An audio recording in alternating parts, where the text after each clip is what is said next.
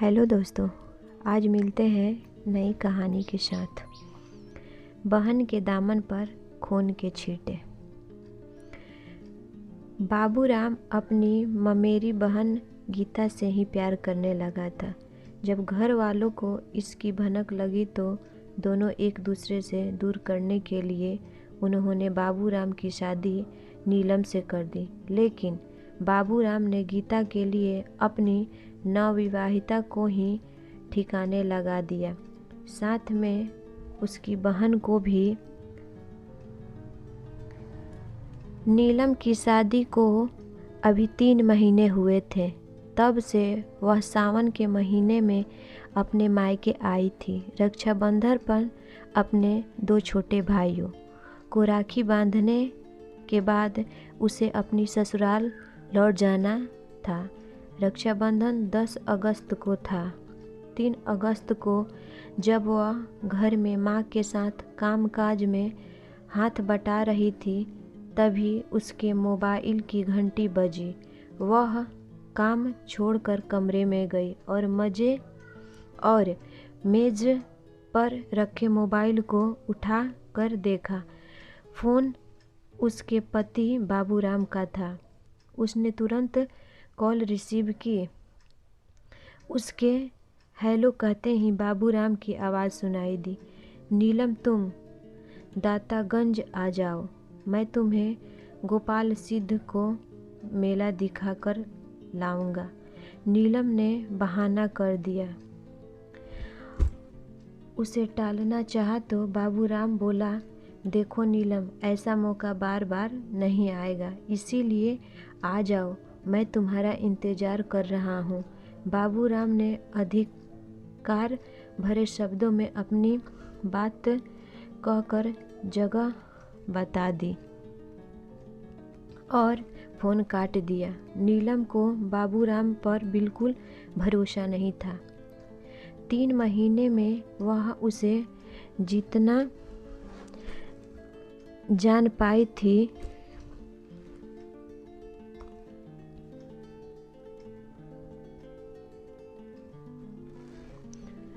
उससे लगता था कि बाबूराम उसे पसंद नहीं करता, लेकिन वह उसका पति था और जिद कर रहा था, इसीलिए जाना उसकी मजबूरी थी। उसने अपनी माँ को बताया और फिर अपनी छोटी बहन संगीता को साइकिल पर बैठाकर दातागंज चली गई।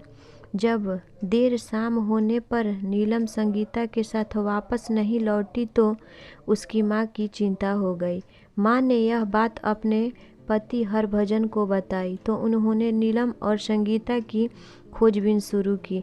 नीलम की ससुराल में फ़ोन करके पता किया तो वे दोनों वहाँ भी नहीं थी। बाबूराम भी घर पर नहीं था।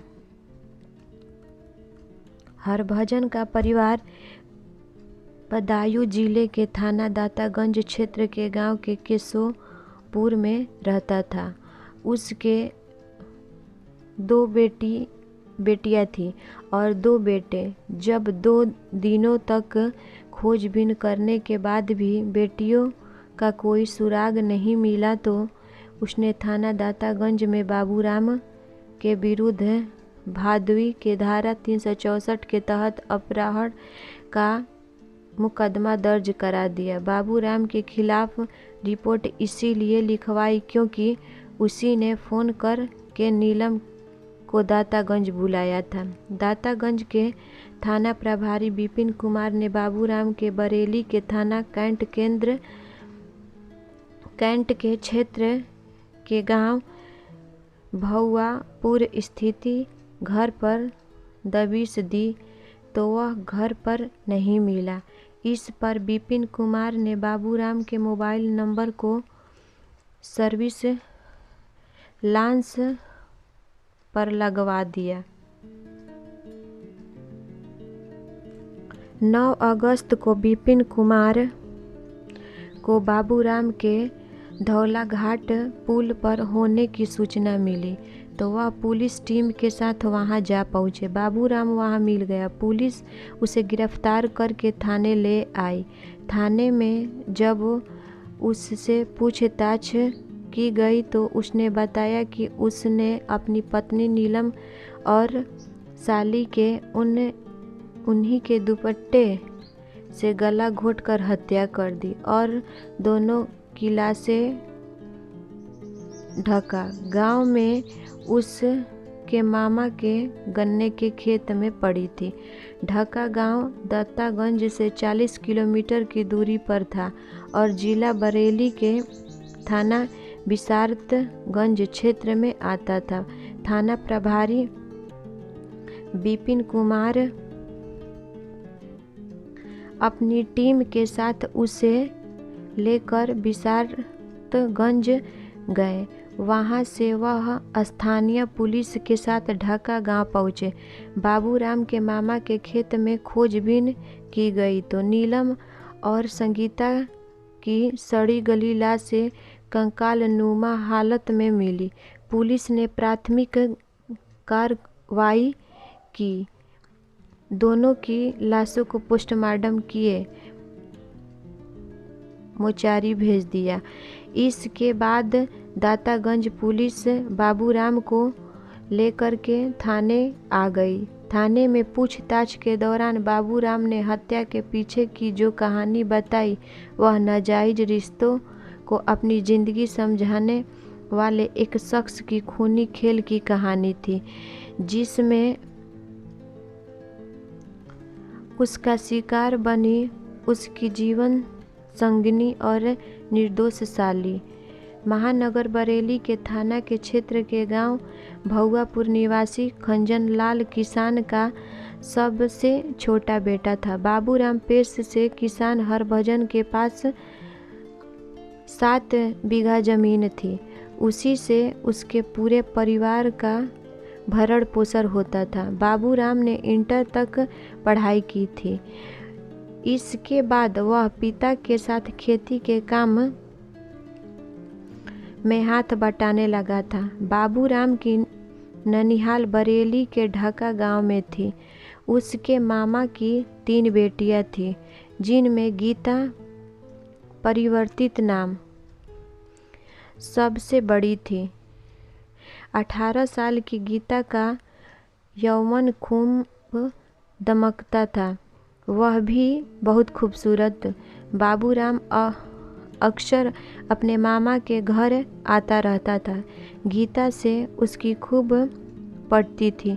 दोनों के बीच भाई बहन का रिश्ता था। बचपन से एक दूसरे के साथ खेले, इसीलिए एक दूसरे से काफ़ी घुले मिले हुए थे। जब दोनों जवान हुए तो बाबूराम को गीता की खूबसूरती कुछ अलग ही नज़रिए से सुहाने लगे। रिश्ते की याद आती तो वह गीता पर से नज़रें हटाने की कोशिश करता, लेकिन उसका दिल उसे ऐसा करने की इजाज़त नहीं देता था। बाबूराम ने बहुत कोशिश की वह रिश्ते का मर्यादा बनाए रखे, लेकिन दिल के मामले में उसका बस नहीं चलता। वह कोशिश करके हार गया। बाबूराम ने महसूस किया कि वह गीता को चाहने लगा है। उसके दीदार से उसके दिल को सुकून मिलता है और आँखों को खड़क। गीता जब उसके साथ नहीं होती तो उसे कुछ भी अच्छा नहीं लगता। उसके बिना जीने की कल्पना करना भी बेईमानी है, लेकिन गीता का साथ पाने की उसकी इच्छा तभी पूरी हो सकती है जब वह भी प्यार का जवाब प्यार से देती। काफ़ी सोच विचार के बाद बाबूराम ने फैसला किया कि वह गीता से अपने दिल की बात जरूर करेगा। गीता की वजह से बाबूराम अधिकतर अपनी ननिहाल में ही पड़ा रहता था। बराबर उसके संपर्क में रहने के कारण गीता भी उसके आकर्षण में बंध सी गई थी। बाबूराम के साथ रहने पर उसे भी दुनियादारी का सुध नहीं रहती थी। एक दिन गीता अपने कमरे में बैठी हुई थी, तभी बाबूराम आ गया। वह मन ही मन ठान कर आया था कि गीता से अपनी दिल की बात जरूर कहेगा। वह उस के पास बैठते हुए बोला, गीतू, आज मैं तुमसे कुछ कहना चाहता हूँ। क्या कहना चाहते हो, बताओ। गीता ने उत्सुकता से पूछा। मुझे डर है कि तुम मेरी बात सुनकर नाराज न हो जाओ। पता तो चले ऐसी क्या बात है जिसे कहने से तुम इतना डर रहे हो। गीतू, मैं तुमसे बहुत प्यार करने लगा हूँ। क्या तुम मेरे प्यार को स्वीकार करोगी? बाबूराम ने गीता का हाथ अपने हाथ में लेकर एक झटके से बोल दिया। क्या सुनकर गीता चौंक पड़ी। उसे एकाएक अपने कानों पर भरोसा नहीं था। हाँ गीतू, मैं तुमसे प्यार करने लगा हूँ और तुमसे शादी करना चाहता हूँ। ये कैसी बातें कर रहे हो? तुम अच्छी तरह जानते हो हमारे बीच भाई बहन का रिश्ता है। गीतू, मैंने कभी भी तुम्हें बहन की नज़र से नहीं देखा। मुझे अपने प्यार को भीख दे दो, मैं तुम्हारे लिए पूरा दुनिया से लड़ जाऊंगा। हम समाज की नज़र में भाई बहन हैं। जब लोगों को पता चलेगा तो वे हमें एक दूसरे से नहीं होने देंगे। तुम किस से लड़ोगे? मुझे किसी की फिक्र नहीं है, बस तुम एक बार हाँ कह दो। ठीक है, तुम इतना कह रहे हो तो मैं इस बारे में सोचने के बाद जवाब दूंगी। गीता ने उसे टालने के लिए कहा। ठीक है, कल सुबह मुझे बरेली जाना है, शाम तक लौट आऊँगा। तब तक तुम सोच लेना और मुझे अपना जवाब बता देना। कोशिश करना तुम्हारा जवाब मेरे हक में है। कहकर बाबूराम कमरे से बाहर चला गया। रात को खाना खाने के बाद गीता जब सोने के लिए बिस्तर पर लेटी तो नींद उसकी आंखों से कोसों दूर थी। उसके कानों में बाबूराम के शब्द गूंज रहे थे। उसने अपने दिल में झांकने की कोशिश की तो उसे लगा कि वह भी जाने अनजाने में बाबूराम से प्यार करते हैं, लेकिन भाई बहन के रिश्ते के भय से अपने प्यार का इजहार नहीं कर पा रही थी। अब जब बाबूराम प्यार की बात कर रहा है तो उसे पीछे नहीं हटना चाहिए। जिंदगी में सच्चा प्यार हर किसी को नहीं मिलता। ऐसे में वह बाबूराम के प्यार को क्यों ठुकराए? काफ़ी सोच विचार कर उसने फैसला कर लिया कि उसे क्या करना है। अगले दिन सुबह गीता के लिए कुछ अलग ही थी। बाबूराम के प्यार में डूबी हुई वह खोई खोई सी थी, लेकिन किसी की भनक तक नहीं मिली। उसके दिमाग में क्या चल रहा है? उधर उस दिन गीता की बेसब्री से बाबूराम का लौटने का इंतजार था। बाबूराम रात को लगभग 9 बजे घर लौटा और घर के लोगों से मिलकर गीता के कमरे में आ गया। उसने आते ही गीता से पूछा, गीतू जल्दी बताओ, तुमने क्या फैसला लिया? बाबू, मैंने रात भर काफ़ी सोचा और फैसला लिया कि गीता ने अपनी बात बीच में ही रोक दी। यह देख बाबूराम के दिल की धड़कन तेज हो गई। वह उत्सुकता वश गीता के हाथ पकड़कर बोला, बोलो गीतू, मेरी ज़िंदगी तुम्हारे फैसले पर ही टिकी है। तुम्हारे इस तरह चुप हो जाने से मेरा दिल बैठा जा रहा है। बाबूराम की हालत देखकर गीता एकाएक खिलखिला कर हंस पड़ी और उसे इस तरह हंसते देखकर बाबूराम ने उसकी ओर सवालिया निगाहों से देखा तो वह बोली, मेरा फैसला तुम्हारे हक में है। यह सुनकर बाबूराम हंसी से झूम उठा और उसने गीता को बाहों में भर लिया। गीता को खुद को उससे छुड़ाते हुए बोली, अपने ऊपर काबू रखो। अगर किसी ने हमें इस तरह देख लिया तो कयामत आ जाएगी।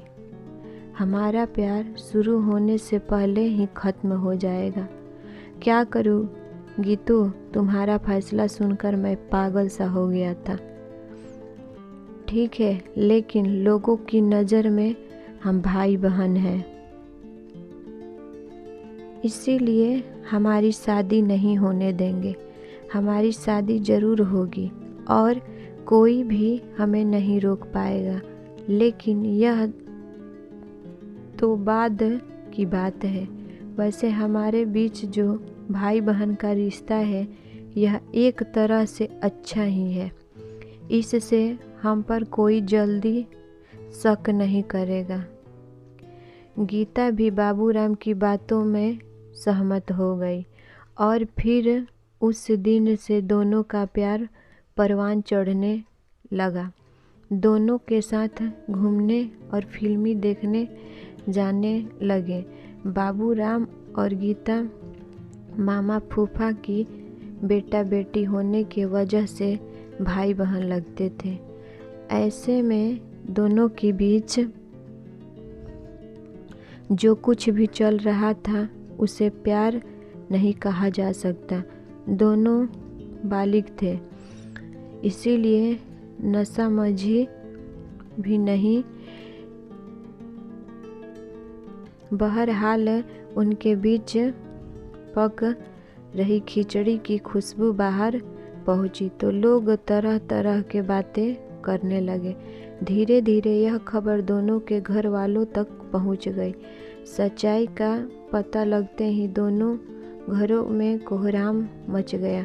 परिवार के लोगों ने एक साथ बैठकर दोनों को समझाया, रिश्ते की दुहाई दी, लेकिन उन दोनों पर कोई असर नहीं हुआ। हालांकि घर वालों के सामने दोनों ने उनकी ही मां हाँ मिलाई और एक दूसरे से न मिलने का वादा किया। उसे वादे को दोनों ने कुछ दिनों के लिए निभाया भी, लेकिन कुछ दिनों के बाद वे दोनों फिर से मिलने लगे। ऐसे में बाबूराम के पिता ने उसकी शादी करा देने का निर्णय लिया। शादी के ऐसी की चट मंगनी पट ब्याह। भवावपुर गांव के ही एक परिचित ने उन्हें बदायूं जिले के गांव केशवपुर निवासी हरभजन की बेटी नीलम के बारे में बताया। यह बताने वाला परिचित हरभजन का एक रिश्तेदार था। नीलम को घर में पूनम के नाम से बुलाते थे। वह दातागंज के चिरौंजी लाल इंटर कॉलेज में इंटर की छात्रा थी। नीलम बहुत ही सरल व शांत स्वभाव की युवती थी। वह बालिग हो चुकी थी, इसीलिए उसके पिता को यह विवाह की चिंता सताने लगी थी। जब नीलम के लिए बाबूराम का रिश्ता आया तो वह मना नहीं कर सका। उसके बाद सब कुछ इतना जल्दी तय हुआ कि उसे इतना वक्त नहीं मिला कि बाबूराम और उसके परिजनों के बारे में कुछ पता लगा सके। बाबूराम के घर वाले तो कुछ जानना भी नहीं चाहते थे। वह तो जल्द से जल्द उसकी शादी करके उसे बंधन में बांधना चाहते थे, जिससे वह गीता के सारे रिश्ते तोड़ दे। रिश्ता तय होने के बाद इसी साल 16 मई को दोनों की विवाह हो गई।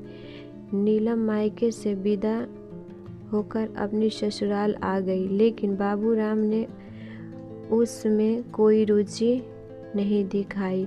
बाबूराम पर तो गीता की दीवानगी छाई हुई। वह किसी हाल में उससे अलग होना नहीं चाहता था। वह अपनी शादी होने से तो नहीं रोक पाया, लेकिन शादी के बावजूद वह नीलम को अपनी ज़िंदगी की जीनित नहीं बनना चाहता था। इसीलिए वह उसके साथ बेरुखी से पेश आने लगा। वह बात बात पर उस पर चिल्ला पड़ता, उसके उल्टा सीधा बोलता। उसकी हरकतों से नीलम समझ गई कि वह उसे पसंद नहीं करता। जरूर उसने किसी मजबूरी के तहत उसने विवाह किया है। दूसरी ओर बाबूराम गीता से मिला तो उसने नाराज़गी जताई और याद दिलाया कि उसने हमेशा उसी का रहने का वादा किया था। कोई भी उनके बीच नहीं आएगा। वह अपने वादे को कैसे भूल गया।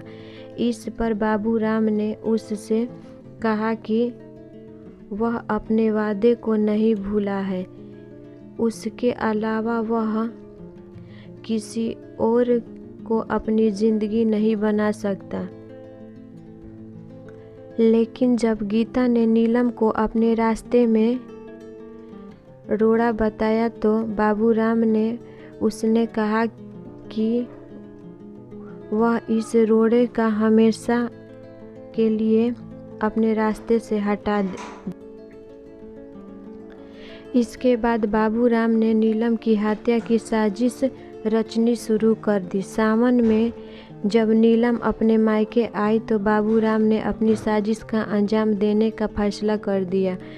इसके लिए उसने अपनी प्रेमिका के ही गांव और उसके पिता के खेत को ही नीलम की मृत्यु स्थल चुना। 3 अगस्त को बाबूराम ने नीलम को फ़ोन करके कहा कि वह दातागंज आ जाए। उस को गोपाल सिद्ध का मेला दिखाने के लिए साथ ले जाएगा। नीलम ने आनाकानी की, लेकिन बाबूराम ने माना नहीं किया। नीलम को उस पर भरोसा पहले से ही नहीं था, इसीलिए उसने अपनी बहन संगीता के साथ लिया और साइकिल पर बैठाकर दातागंज पहुंच गई। वहां पहले से ही तय जगह पर बाबूराम से इंतजार करता मिला। वह दहेज से मिली बाइक से आया था। नीलम की साइकिल की जगह खड़ी करवाकर बाबूराम दोनों बहनों को बाइक पर बैठाकर मेला दिखाने ले गया। जब शाम होने लगी तो वह उन दोनों को बाइक पर एक साथ लेकर दातागंज 40 किलोमीटर दूर ढाका गांव की ओर चल दिया। नीलम ने पूछा तो उसने कहा कि उसे जरा मामा से काम है। इसी बहाने से वह मामा के अन्य घर से मिल लेगी। उसके इस जवाब से नीलम चुप हो गई। बाबूराम ने अपने मामा के गन्ने के खेत पर जाकर बाइक रोकी और नीलम को खेत दिखाने के बहाने साथ लेकर खेत के अंदर चला गया। नीलम उस वक्त सलवार कुर्ता पहने थी। उसने अपने दुपट्टा गले में लटका कर रखा था। खेत के अंदर जाकर बाबूराम ने उसी दुपट्टे से गला घोंटकर उसकी हत्या कर दी। वह बेचारी चीख भी नहीं सकी। इसके बाद वह खेत से निकल कर बाहर आया और संगीता से कहा कि उसकी बहन अंदर गिर गई और उसके पैर में काफ़ी चोट आई है। यह सुनकर संगीता उसके साथ खेत के अंदर चली गई और अंदर पहुंचते ही बाबूराम ने पीछे से उसी के दुपट्टे से गला घोट कर उसे भी हत्या कर दी। संगीता की हत्या करना बाबूराम की मजबूरी थी, इसीलिए अगर कोई वह उसे नहीं मारता तो वह सब कुछ अपने घर वालों को बता देती। इसी तरह संगीता बहन के साथ बेवजही मारी गई। दोनों बहनों की लाशों को भी वहीं पड़ा छोड़कर बाबूराम अपने मामा के घर आ गया। वहां उसने गीता को नीलम और संगीता की हत्या कर देने की बात बता दी। देर रात वह मामा के घर से निकल गए, अपने घर पहुंचा।